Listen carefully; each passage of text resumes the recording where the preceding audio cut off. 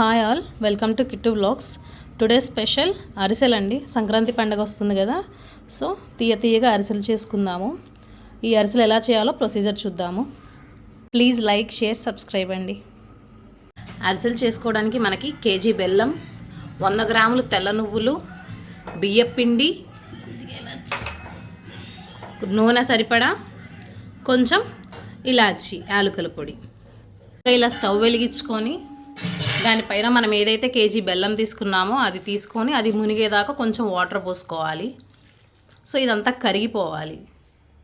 చూడండి, ఇలా బెల్లం అంతా బాగా కరిగిపోవాలి. మనకి ఇది పాకం కూడా రావాలి. పాకం ఎలా తీసుకోవాలో చూపిస్తాను. ఇదిగో చూడండి, ఇట్లాగా కొంచెం బెల్లం పాకం తీసి ఇందులో వేసుకున్నాము. ఇది తీగ పాకం అంటారు దీన్ని. ఇది మామూలుగా అయితే మనకి బూరెలకి వాటికి వాడుకోవచ్చు. ఇప్పుడు మనం అరిసెలు చేస్తున్నాం కాబట్టి అదేంటంటే బాల్లా అయ్యి ఇట్లాగా వేస్తే స్టిఫ్గా ఉండాలి. అంత స్ట్రాంగ్గా రావాలి, మనకి స్ట్రాంగ్ పాకం రావాలి మనకి.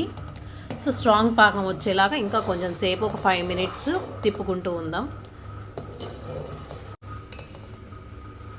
చూడండి, ఇలా పాకం తీసుకొని ప్లేట్లో వేసుకొని అలా కొంచెం వాటర్ పోసుకొని దానిలో తిప్పుకుంటూ ఉండాలి మనము. ఇప్పుడు దాన్ని బాల్ చేసుకోవాలి మనం. సో అట్లాగా బాల్ లాగా అవ్వాలి అది.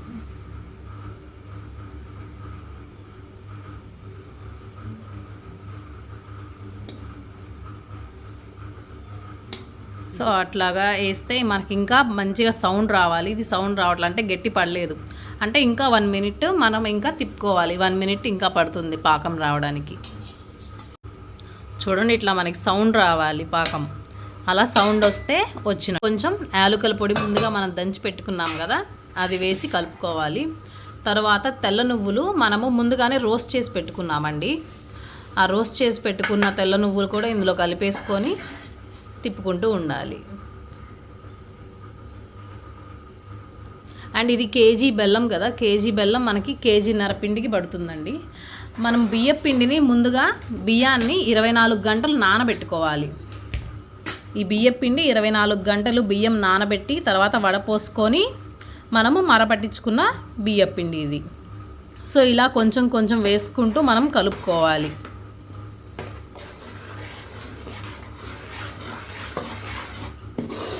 చూడండి, అట్లా అంతా కలిసేలాగా కిందకి పైకి బాల్స్గా అవ్వకుండా పిండి అనేది మెత్తగా బాగా కలుపుకోవాలి. పిండి ఉండలు కడుతుందండి. సో ఉండలు కట్టకుండా చూసుకుంటూ బాగా గట్టిగా తిప్పుకోవాలి. చూడండి, ఇట్లాగా పిండి అంతా మనము బెల్లం పాకంలో పిండి అంతా వేసి కలుపుకున్నాము. పిండి అనేది ఇలా సాగకుండా తీస్తే మనకి రావాలి. సో ఆ కన్సిస్టెన్సీ వచ్చేదాకా మనం బియ్యం పిండి వేసి కలుపుకోవాలి. చూడండి, ఇట్లాగైతే చేతికి కూడా అంటకుండా మంచిగా అయిపోతుంది. సో మీరు ఏమన్నా ఆయిల్ ఉంది అనుకోండి, ఆయిల్ చేతికి రాసుకొని వేసుకోవచ్చు. లేదు అంటే నెయ్యి రాసుకొని వేసుకోవచ్చు. ఇలా ఆయిల్ ఒక బాండీలో వేసుకొని ఆయిల్ హీట్ అయ్యేదాకా ఉండాలండి. మనము ఇలా ఉండలు చేసుకొని మనము ఇలా ఒత్తేసుకోవాలండి. అరిసెల షేప్లో రౌండ్గా ఇలా ఒత్తేసుకొని తర్వాత మనకి నూనె హీట్ అయితే అందులో వేసుకోవచ్చు. నూనె హీట్ అయిందా లేదా అని చెక్ చేయడానికి మనం ముందు కొంచెం పిండేసి చూద్దాము. చూడండి, అలా పైకి వస్తే అది పొంగినట్లే. సో ఇప్పుడు మనము ఈ మిగిలిన ఇట్లాగా ఏవైతే అరిసెలు నొక్కి పెట్టుకున్నామో ముందుగా ఇట్లా ఆయిల్ పేపర్ మీద అయితే ఈజీగా వస్తాయండి.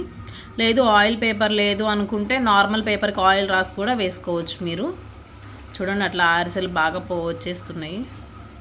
ఇలా అరిసెల గంటలు ఉంటాయండి. ఒకదానికేమో నార్మల్గా ఉంటాయి, ఇంకొక దానికి హోల్స్ ఉంటాయి.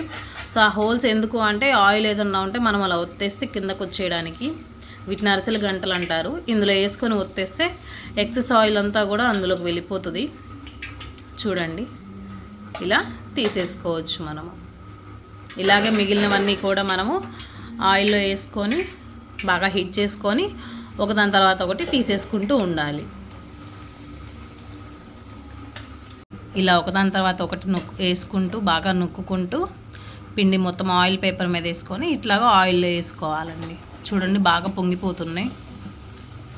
సో కేజీన్నర బియ్యం పిండికి మనకి కేజీ బెల్లం పడుతుంది, 100 గ్రాములు నువ్వులు పడతాయి. పాకం అనేది మనకి బాగా స్ట్రాంగ్గా రావాలండి. అప్పుడే అరిసెలు బాగా టేస్టీగా ఉంటాయి.